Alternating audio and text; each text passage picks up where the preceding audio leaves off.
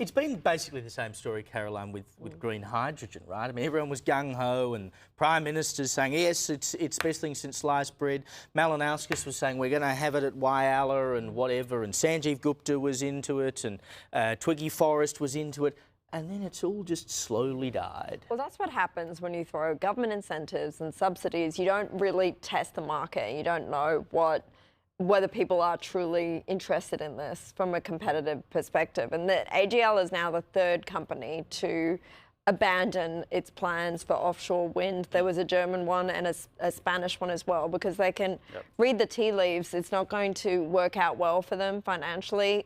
Victoria, for example, is not going to be able to meet its targets for emissions and renewable energy, and it's obvious now, and I think the government needs to start waking up, because people are going to end up paying even higher electricity bills, have more blackouts, and there is no real alternative. Just very quickly, Joe. Just very quickly. I mean, the thing is with all these things, though, it's not that they don't work, it is that they don't work at a scale or at a cost that makes them economically feasible. And the same thing, we faced the same thing with solar panels a couple of decades ago, and the opposite happened. And suddenly the market just responded and said, yes, we all want them because it worked. People realised they could get cheaper power. But this is suddenly the offshore. uptake, The thing is, offshore will never be economically. exactly. And the transmission, and it only works when the wind blows and when the sun shines. There's no problem with renewable energy if it makes economic sense. It's as simple as that.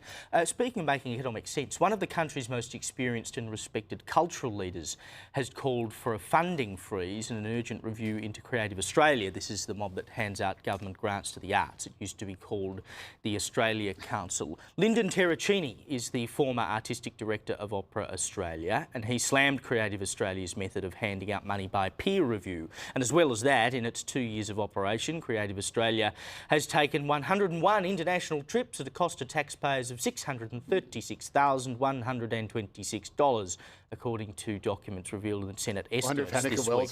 Yeah, I know.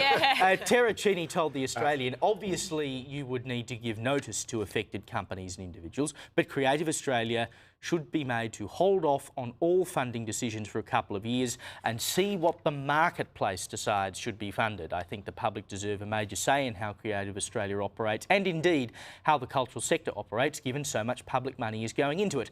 And it's very clear from the public they're not happy with how things are playing out. What an extraordinary idea. That you and I love it that you have someone in the arts who's been in the arts for a long time, well respected in the arts, is saying the arts do actually need to serve the public, though, not just the interest of the people who are handing out money to their mates. And it is good that Terracini is the one that's come out, because he said they're not receiving government funding in the position and the charity that he's working for. And he said that's what's stopping a lot of other people coming forward to talk about the issues within the sector, because they don't want the government funding to be withdrawn.